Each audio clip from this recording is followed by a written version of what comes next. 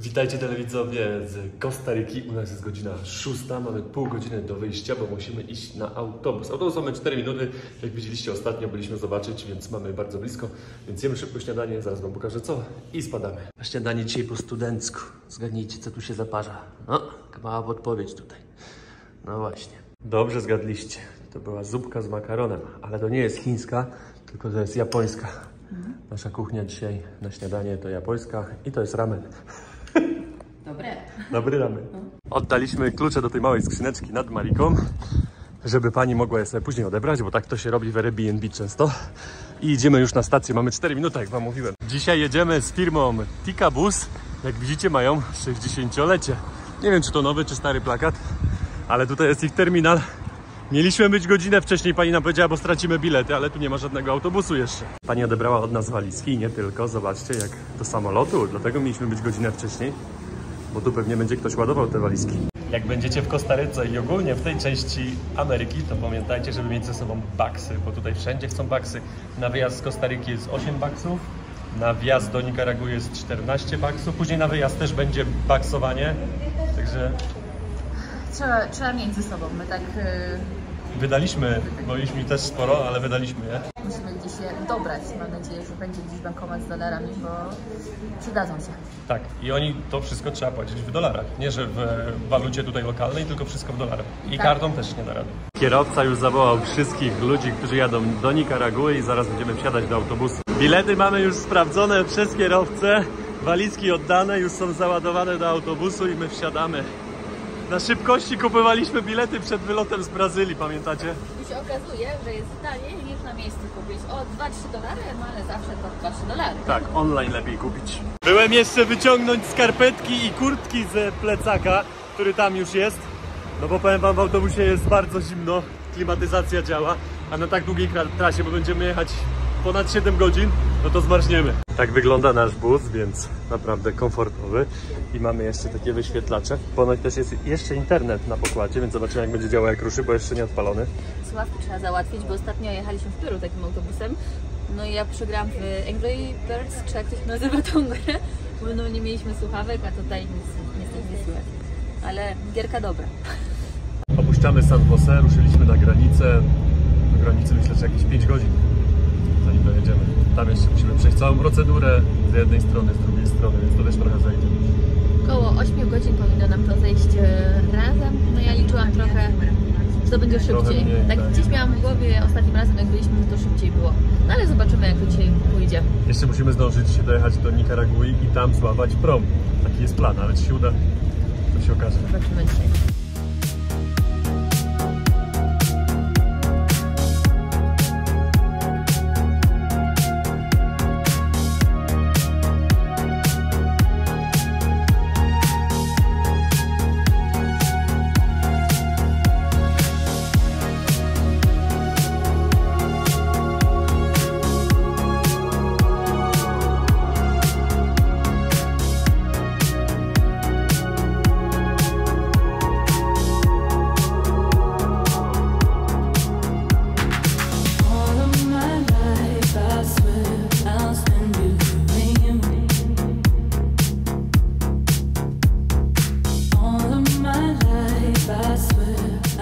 Ale pięknie słońce świeci, jest tak gorąco, czuć ten klimat.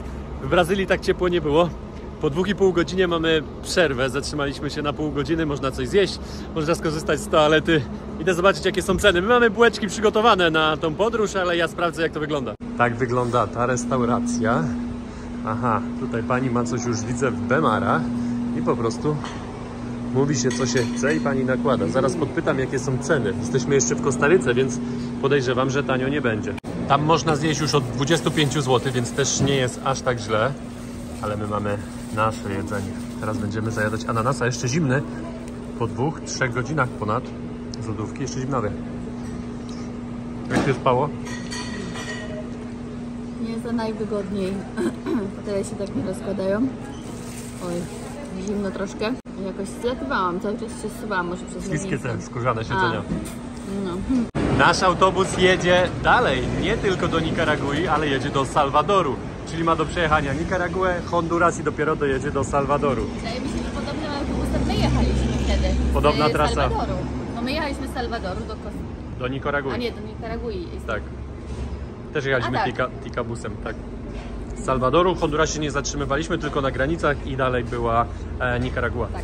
Godzinę przed dotarciem na granicę Kostaryka-Nikaragua ten pan wsiadł do autobusu i zbiera takie, wypełniliśmy formy wjazdowe do Nikaragui. I zbiera też pieniądze, jak ktoś jeszcze nie zapłacił wyjazdowych z Kostaryki.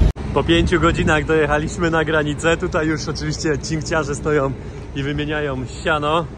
Idziemy teraz do środka. Tam będą sprawdzać nam paszporty. Nie kazali nam wyciągać żadnych toreb, więc na stronie kostarykańskiej tak, jest bez walizek. Zobaczymy, jak będzie na tamtej stronie. I taka mała wskazówka dla Was, jak będziecie jechali tą firmą, czy pewnie też różnymi firmami, będziecie na tych stopach, tak jak my byliśmy na tym obiedzie, no to jak pół godziny, to pół godziny, bo kierowca tylko przyszedł do autobusu, wsiadł, nikt nawet nie sprawdzał, nie liczył, czy ktoś jeszcze został, czy ktoś jadł, czy ktoś był w toalecie, od razu wsiadł, pojechaliśmy.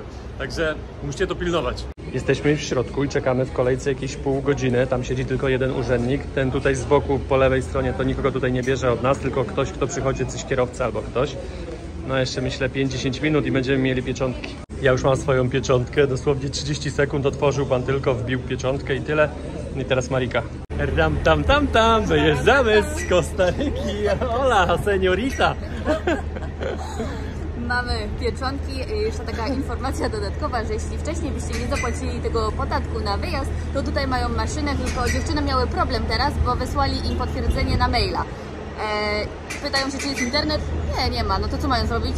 No nic po prostu, tak? I no to po prostu, ale ten pan mojej karteczki nie sprawdził, Marcina podobno gdzieś tam spojrzał, ale u mnie nic, tylko stempel już. Tylko tak, otworzył paszport, przeciągnął tam cyk od razu, nawet nie sprawdzał starej pieczątki, tej co wjazdowej, nic, czy za długo, czy coś. Może po prostu mu się wyświetliło w systemie wszystko, ale szybko to trwało. Tak. Jakiś doktor wsiadł do autobusu i coś sprawdzają, wyczytał kogoś i komuś paszport teraz sprawdza. Pewnie gdzie był i co jak, bo może jakieś pieczątki potrzeba albo jakieś szczepionki. Zaraz zobaczymy, czy do nas podejdzie. Bo wiecie, gdzie my byliśmy. Teraz wsiadł jakiś urzędnik z jakąś kartką, wygląda na jakiegoś policjanta. Na koniec pan przyszedł, wziął Maryki paszport, zrobił zdjęcie Maryki paszportu. Będziesz śledzona w Ameryce Środkowej, moja droga. Jak mi się coś wydaje.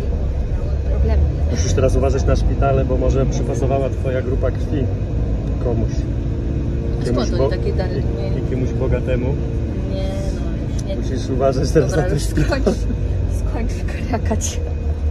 Teraz wsiadł kolejny pan z emigracyjnego i odhacza pasażerów, żeby nikt nie był na gapę i żeby później nikt nie wsiadł na gapę. Zabieramy z autobusu nasze całe gadżetowo, plecaki, reklamóweczki, bo jeszcze w środku. Piękna, duża flaga Nikaragui powiewa. Idziemy teraz do terminala de Pasajero. Tam będą sprawdzać nasze paszporty i będą brać od nas dolary. Na wejście musieliśmy jeszcze zapłacić po $1, czyli po 4 zł jakiś podatek. Emigracyjnego, żeby wejść i tam później jeszcze będzie 14. Jesteśmy już po stronie Nikaragui, dostaliśmy pieczątki, ale tyle pytań, co mi zadał. I numer telefonu ode mnie chciał, i adres, i czym się zajmuję, i czym się zajmowałem. Mnóstwo pytań. Do Mariki żadnego, do mnie tylko. A napisywałeś głupoty w formie. To możliwe, że tak. Ale już jesteśmy, dostaliśmy wizę na 90 dni, więc możemy zostać w Nikaragui 90 dni. Jedziemy, mamy jeszcze jakąś godzinę do Rivas, plus minus, i dalej będziemy kontynuować naszą drogę na wyspę, jak się dzisiaj uda. Po 8 godzinach, chciałem jeszcze autobus nagrać, już go nie ma. Po 8 godzinach dojechaliśmy już do Rivas w Nikaragui. Idziemy szybko, bo mamy godzinę do odjazdu promu, a musimy kupić SIM-kartę i wybrać pieniądze z bankomatu. Także musimy się śpieszyć, bo jeszcze mamy później 10-15 minut do portu z tej miejscowości. Marcin poszedł do bankomatu, a ja lecę do sklepu Claro i mam nadzieję, że uda nam się kupić 2 karty SIM. Podobno sklep Claro jest jeszcze otwarty 10 minut, więc trzeba się pośpieszyć. I ogólnie mamy 40 minut do wypłynięcia łódki, a stąd jeszcze jest jakieś 20 minut samochodem, jeśli dobrze mapa pokazuje. Więc tak, wszystko na styk, jeśli chcemy pojechać w tom, a później byśmy musieli czekać na ostatnią chyba 2 godziny. Tak, za 2 godziny odpływa. Udało się wziąć pieniądze z bankomatu, który jest tutaj w supermarkecie. Tamten wcześniej, w którym chcieliśmy wziąć, no to brał 5% od wybranej kwoty. To wyobraźcie sobie, jak chciałem wybrać 1500 zł, no to mnóstwo pieniędzy. Ten na szczęście wziął tylko 16 zł. 16 zł wziął w przeliczeniu na polskie złotówki, więc nie jest źle jak przy takiej kwocie. Także dobrze, biorę szybko, robię zakupy w sklepie, bo to było w sklepie. Marika poszła do Claro, firmy, gdzie można kupić kartę od nich, SIM. Także rozdzieliliśmy się, nie mamy internetu i mam nadzieję, że się tutaj zaraz szybko spotkamy. Ja już załatwiłam sprawę z SIM-kartami. Okazało się, że pan kierowca kłamał i sklep jest czynny do 5. Niestety nie można płacić kartą, więc czekam teraz na Marcina i coś długo go nie ma. A mamy, tak jak mówiłam, na jakieś stąd, żeby wyjechać, to mamy 15-20 minut, a za pół godziny już odjeżdża łódka, więc marne szanse widzę, żebyśmy na teraz zdążyli. Za kartę SIM-card 10 giga trzeba na 15 dni trzeba zapłacić 300 Cordobas, czyli na ten moment jest 33 zł. Była jeszcze opcja za 15 giga, ale była 2 razy droższa, więc się nie opłacało. Po prostu lepiej kupić tę opcję i później doładować ponownie. Zakupy zrobiłem, nieduże, spakowałem już do plecaka. Idę teraz Mariki poszukać, bo Marika poszła do Claro, więc gdzieś tam muszę iść. Ładnie wygląda park w centrum. Tam jest jakiś kościół, wieżę widzę, ale tam na razie nie idę. Idę poszukać Mariki, żeby się wyrobić czasowo. Gdzieś tam. O, widzę, jest Claro, tam czerwony daszek. Widzę już Marcin idzie, też coś nagrywa i teraz porozmawiam sobie jeszcze tutaj z Państwem i powiedzieli, że za 30 Cordoba, czyli za jakieś ponad 3 zł, 3,30 za osobę możemy dojechać do portu. Wiecie ile wcześniej powiedzieli? 50 zł. Jeszcze Pan mówił, że inne to taniej, zawiozę Was za 25 zł. A się okazuje, że możemy pojechać za 7 zł. Masz pieniądze, bo inaczej nic z tego. Seniorita ma. Ola. O. Tak? To świetnie. Trzeba zapłacić. Mamy kartę? Mamy. Tylko Pan czeka, żeby zaaktywować. Musimy zapłacić najpierw. Okazało się, że musimy czekać na następny prom jakieś 1,5 godziny. Mówiłam. Nie zdążymy. Tak, idziemy jeszcze raz do sklepu na spokojnie.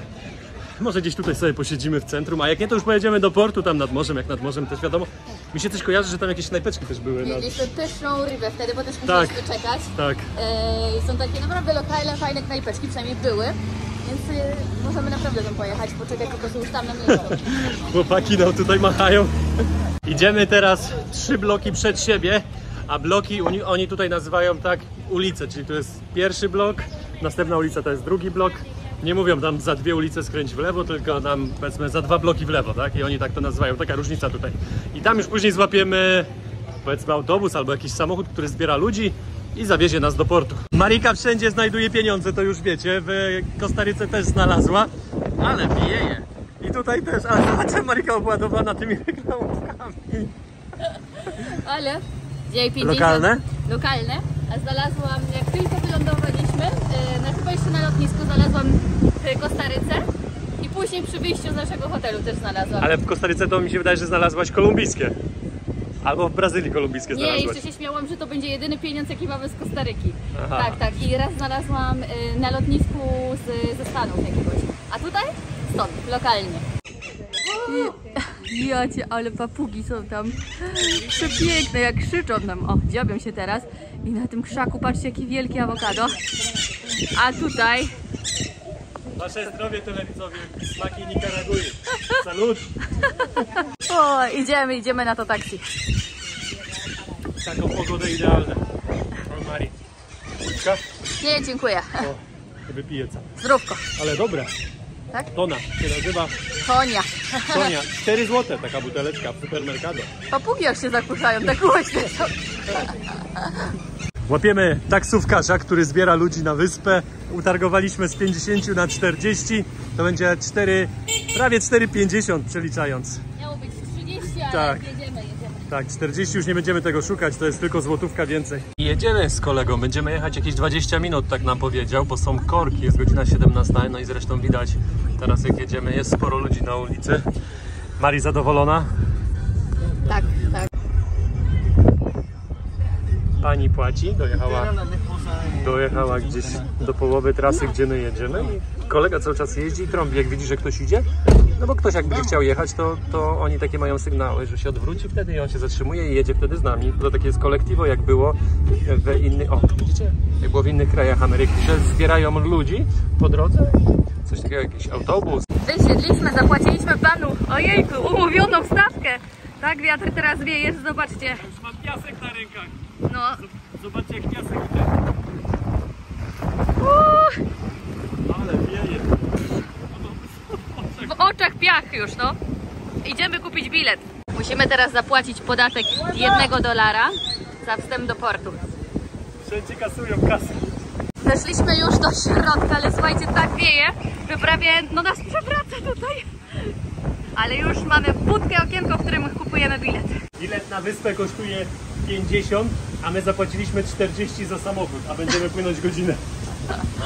Zobaczcie jakie fale, a to nie morze, to tylko jezioro. I tam w tle widać 2 wulkany. Jeden tutaj, a drugi tam za tymi krzakami. Bierzemy pierwszy przysmak z Nikaragui za 5,50, czyli będzie tortilla, będzie tak queso, będzie ser i do tego będzie cebolla, patrzcie, ale pięknie. I to będzie kosztowało 5,50, taka przekąska lokalna. Tutaj, a jakiś sos będzie do tego, a mayo. Pięknie. Uj, Rico! Tortilla z serem. Lekko ostrawa. Mają cebuli sporo, tak. Wchodzimy już na nasz prom, jak widać kilka samochodów też tutaj może wjechać. Ale my idziemy gdzieś tam na górę znaleźć dobre miejsca, bo zobaczcie, zachód słońca nam się szykuje, jak będziemy płynąć. Miejsca jak w jakimś kościele starszym. Takie widać drewniane, poddrapane, a nie, te są metalowe. Ale idę zobaczyć na górę, czy są miejsca.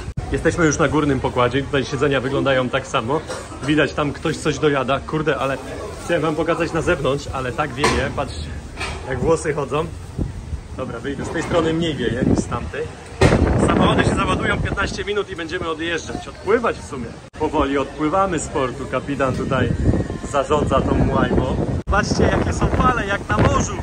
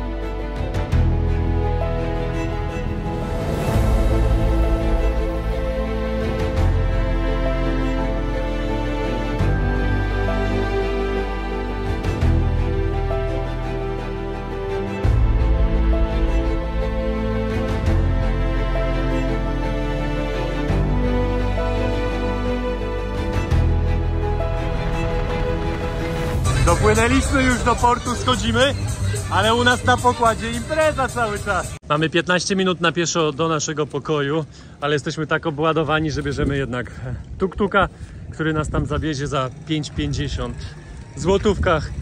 Także ładujemy nasze plecaki. Szkoda pleców. Szkoda, tak. O. Pokaż, ten to już masz w ogóle taki ciężki, że... Ten to załadowany zakupami. O matko. No matko, ten z przodu to chyba z 15 kilo.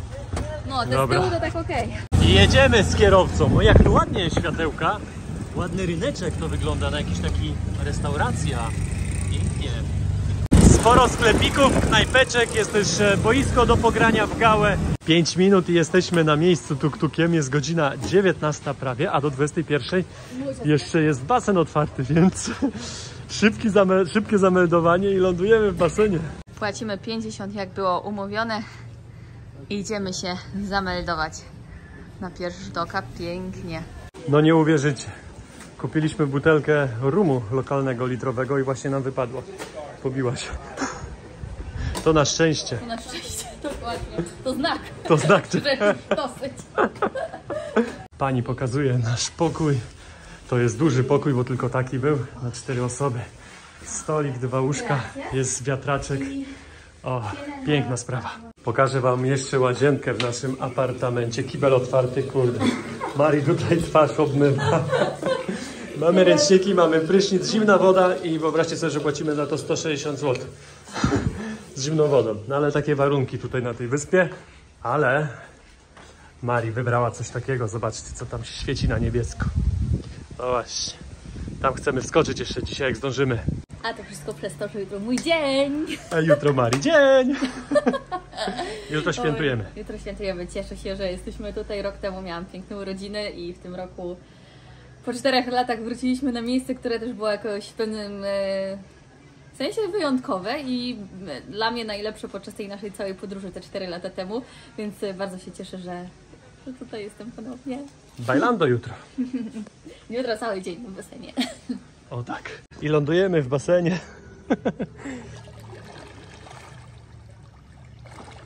Jak woda? Ciepła. To ja tam skakuję. Chyba, że tam dalej jest głębiej. Popływaliśmy w basenie, wzięliśmy już prysznic, idziemy teraz na kolację. Poszliśmy dzisiaj w kuchnię indyjską. Marika zamówiła sobie butter chicken, czyli taki maślany kurczak. I powiem wam, że porcja jest spora, jaki duży placek. Ja czekam na swoje. Idzie już? Pani już niesie i moje. Zobaczcie. Jak ładnie. Ja mam jalfrezi kurczaka, jalfrezi też ryż i naleśnik do tego. Smacznego, Mari. Witajcie telewidzowie z wyspy Omatepe w Nikaragui. Jak już wiecie, dzisiaj są Mariki urodziny. I no niestety Marika jeszcze musiała dzisiaj zrobić 2 zajęcia, ale już kończy ostatnie. Ja się wybrałem na zakupy. Idę zrobić jeszcze jakieś zakupy na te urodziny. Jak widzieliście, wczoraj też nam butelka się pobiła, więc trzeba coś dokupić. No i będziemy świętować dzisiaj cały dzień na basenie, więc ja was zabieram na chwilę na miasto. Wróciłem się jeszcze do pokoju po koszulkę, no bo jednak w tych krajach jest trochę inaczej niż w Tajlandii. W Tajlandii to jest luz, a tutaj często w takich jest sklepach normalnych, czy aptekach, czy czymkolwiek stoi ochrona i to z bronią, taka ochrona konkretna. No i oni nie wpuszczają do takich miejsc publicznych bez koszulki, więc dlatego mi się przypomniało i się wróciłem, bo bym musiał się prosto z tego miasta wracać jeszcze do pokoju po koszulkę. Tuk-tuki jeżdżą jak w Indiach albo w Tajlandii. Też są takie osiedlowe sklepiki, nieduże, ale ja idę do supermarketu dużego, bo tam będą ceny zdecydowanie niższe. Tutaj jakiś sklep mięsny na ulicy można spotkać. Pani ma jakieś kości, a tutaj mięso sobie wisi, pewnie świeżo bite. Są też takie lokalne restauracyjki z bambusa pozbijane. Fajnie to wszystko wygląda. O, tutaj jest boisko, tam jest szkoła, a tutaj koniki się pasą. Jest supermarket Pali, to jest ten sam market, w którym byliśmy wczoraj. Zakupy zrobiłem, jak widzicie, koszulkę też założyłem. Teraz poszukam, może coś do jedzenia uda się złapać na ulicy, spróbować jakiejś nowości. A jak nie, no to zjemy u nas na hotelu, no bo można u nas zjeść jakieś śniadania. Też tragedii nie ma, bo można zapłacić do 15 zł i zjeść, mam nadzieję, dobre śniadanie. Zobaczcie, jak konie sobie spacerują spokojnie po ulicach w tej miejscowości. Tutaj jest jeden, tutaj jest drugi. Jestem w lokalnej restauracji i zamawiam 2 śniadania na wynos. Zobaczcie, tutaj szykują śniadania. Smażą na ogniu. Patrzcie, patelnie stoją. Pani zaraz będzie jajecznicę smażyła. Jajecznica będzie z ryżem i z bananem. Wyobrażacie sobie, jaki to będzie miało smak? Smażone banany na ogniu. Pani musi podłożyć je drewna do paleniska, bo tam widzieliście, tylko jeden kawałek się pali, a potrzeba więcej. Pani już usmażyła banany, teraz podgrzewa ryż, który wyląduje u nas w pudełku, które pan właśnie przyniósł. O tych pudełkach mówiłem, bo biorę jedzenie na wynos. Pani nakłada banany. Usmażona będzie jajecznica jeszcze z chorizo i do tego będzie ten ryż. Dziewczyny smażą nam jajecznicę na kuchence zwykłej. Zobaczcie, tam jest jaełwa z chorizo. Panie już zapakowały nam pudełka. Zobaczcie, trochę zakopcona restauracja od tego dymu, ale taki klimat to ja uwielbiam. Pani jeszcze przyniesie do tych pudełek krem. Takie coś jak śmietana. Kto się tak cieszy? Mamy kumpla na hotelu, Roxy się nazywa. Tak. Grzeczna jest. Grzeczna, tak, w ogóle nie szczeka. I tak wygląda nasze jedzenie. Kiełbasa, chorizo, jajecznica, ryż, wiadomo, tutaj dużo ryżu dają i do tego banany, plantany smacznego, Marika. Smacznego. Poimprezowaliśmy dzisiaj w basenie z Mari, spędziliśmy tam kilka dobrych godzin. Wleciało też kilka fajnych drinków. Mari jeszcze zabiera swój balon, swoją koronę na miasto. Idziemy coś zjeść, obiad, bo jedliśmy tylko śniadanie te z miasta, co przyniosłem. I w sumie jeszcze obiadu nie jedliśmy, a już jest u nas koło godziny 16, 17, prawda? Tak. Więc idziemy coś zjeść i później jeszcze wrócimy do nas na hotel. Poimprezować trochę jeszcze. Jak twoje urodziny, Mari? Fajne, fajne, fajne. Jest kontynuacja moim zdaniem tego z przed roku i takie wspomnienia wróciły. Było tak fajnie rok temu. Kto był z nami, to wie. Kto nie, to zapraszam do filmów z Tajlandii.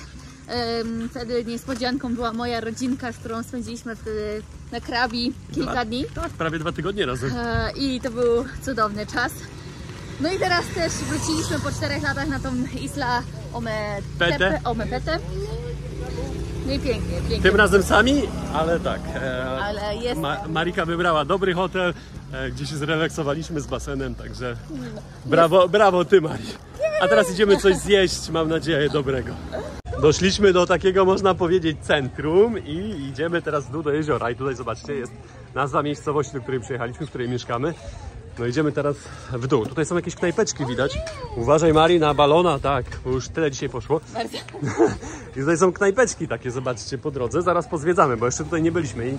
I zobaczcie, tu się wszystko grilluje. To jest wszystko na takich ogniach robione, więc myślę, że tutaj zobaczcie. Piękna, długa uliczka, aż do samego jeziora, więc myślę, że najpierw sprawdzimy co i jak. I to mi się podoba, zobaczcie. Jest wieczór i panie będą szykować kolację i dopiero rozpalają. Te wszystkie knajpeczki są, może nie wszystkie, to przesadzą, ale część z nich była zamknięta, jak tutaj byłem w dzień, więc jakby nikt tutaj nie sprzedaje nic w dzień. O, mamy następnego przyjaciela. Zaraz balona przybije. Także tak, no myślę, że tutaj jeszcze pół godziny, godzina i będzie sporo miejsc do kupienia czegoś na kolację, już to na ulicy. Podobała mi się ta miejscowość, bo ta miejscowość jeszcze jest taka zmiksowana z turystami i jeszcze z normalnym życiem. I macie normalne sklepy, normalne życie. My jakby tutaj dopiero wkładamy swojego buta jako turyści. Oni też jakby na tym też zarabiają pieniądze, wiadomo, ale jeszcze to nie jest tak, że wszystkie te sklepy, sklepiki są zrobione dla turystów i same restauracyjki i kawiarenki. Tak jak to można spotkać w dużo innych sklepach. Mari, ten róg ci pasuje bardzo ładnie. No zobaczcie, tutaj mamy kolejny taki lokalny sklepik. Ludzie przyjeżdżają po swoje rzeczy, co potrzebują. Tu jest jakaś restauracja. Tutaj jest kolejny sklepik. Zobaczcie, jakieś pralki, coś tam. No i podejrzewam, że ja bym obstawiał, że za 10 lat to tutaj będzie sprzedane i będzie jakaś kawiarnia i będzie to jakieś ładne miejsce restauracyjne. Tak bym przynajmniej obstawiał, no bo to jest naprawdę główna ulica do samego jeziora, więc to tak jakbyście w koło brzegu szli tą główną ulicą do mola. Tak. No właśnie, więc jak... Tak, i tak już się dużo zmieniło moim zdaniem od czasu, kiedy my byliśmy. Tak. Co prawda po tej stronie wyspy my byliśmy bardzo mało, bardziej zajęliśmy się środkiem i jakby pojechaliśmy w głąb. No zobaczymy, ile się zmieniło w tej środkowej, z tamtej strony, tak. Bo moim zdaniem no, ceny, jak już mówiłam wcześniej, podskoczyły sporo. Zobaczcie, tu jest drzewo mango i one spadają. One nie są duże, ale już są czerwone i właśnie spadło i one są miękkie, więc...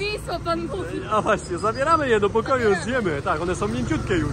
I tych drzew mango, w ogóle mango, awokado, limonek, no to tutaj jest sporo. Ale... Właśnie, pytamy o coś takiego. Chcemy wziąć skuter na cały... Czy nie skuter i quad. Czyli skuter jest za $15, czyli 60 zł na dzień, a taki quad jest za 50, czyli 200 zł. Ale tym już wjedziemy wszędzie, bo droga dookoła wyspy nie jest cały czas dobra, więc zastanowimy się. Tak. Pomyślimy jeszcze dzisiaj. Wyobraźcie sobie, że podpytaliśmy trochę tego naszego, może nie naszego, ale tego pana, który wypożycza ten skuter i tego quada i powiedział nam, że w drugiej, jakby największej miejscowości stąd, powiedzmy jakaś godzina drogi, 40 lat temu żył ksiądz i on zmarł i teraz tam można jego ciało w tym kościele zobaczyć. Że nie zobaczyć, ale on tak w trumnie leży.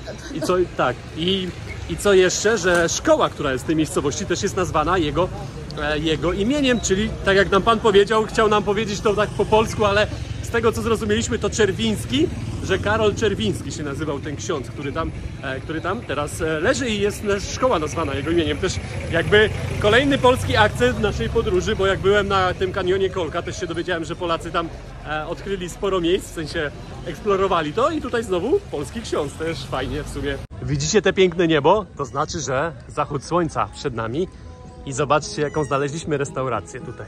Piękna z zachodem słońca, wchodzimy i co najlepsze, ceny są naprawdę super, bo zobaczcie, Tonia, to piwo, które ja kupowałem, kosztuje 40 Cordoba, czyli to jest ta sama cena, którą płacimy w supermarkecie. Takie ceny to my lubimy, zamawiamy sobie danie, tutaj jest kurczak za 120, czyli 13 zł, ja też biorę sobie stek za 13 zł i do tego piwo 4 zł i taki soczek. Zamówiliśmy sobie jedzenie, czekamy i zobaczcie jaki zachód słońca nam się pojawił. Widzicie ten pasek na jeziorze?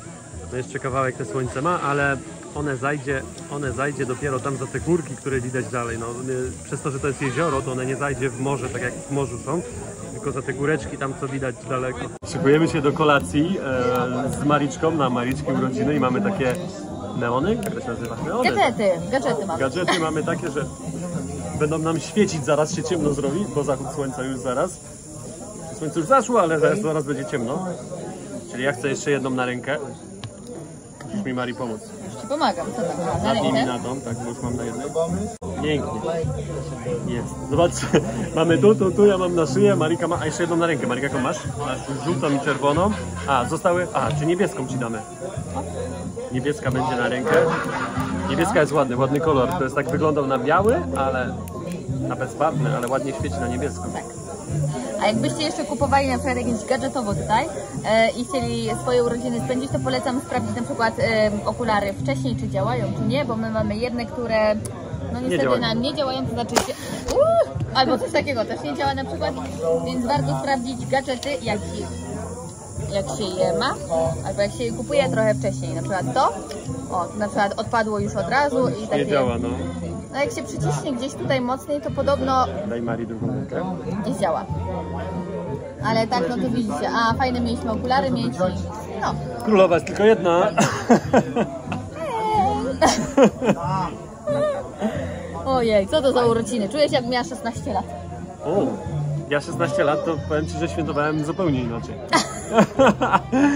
Na pewno nie z rogiem, na pewno nie z neonami, tylko z tyskim było, pamiętam. To były moje pierwsze podrygi z alkoholem. No to ładnie, to wcześniej zacząłeś. Ja tak nie miałam. Tak. Zobaczcie, jak królowa wygląda, oświetlona jak latarnia w Kołobrzegu.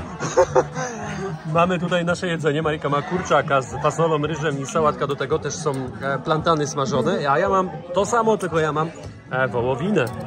13 zł taki talerz. Kurczak przepyszny, mięciutki, soczysty. Dlatego tak długo czekaliśmy. Mariki urodziny kończymy na basenie. Jest godzina 20. Marika wpadła na pomysł, że będzie nurkować. Wzięła maskę i śmiga sobie w tom i z powrotem pod wodą. I pierwszy raz, ojej, od kilku miesięcy pod wodą i od razu był taki nurek, że przepłynęłam 2 baseny bez wynurzania się. I tu na samym dole, a że zawsze tyłek był w górze. No. W końcu to, co się nauczyłaś, teraz jakby tak owocuje. Ale super. Dzięki za oglądanie, dzięki za wszystkie życzenia, dzięki za to, że byliście, że dotrwaliście do końca tego filmu. Także komuś się podobało, to jeszcze łapkę w górę, komentarz i do następnego. A ja teraz zakładam maskę i lecę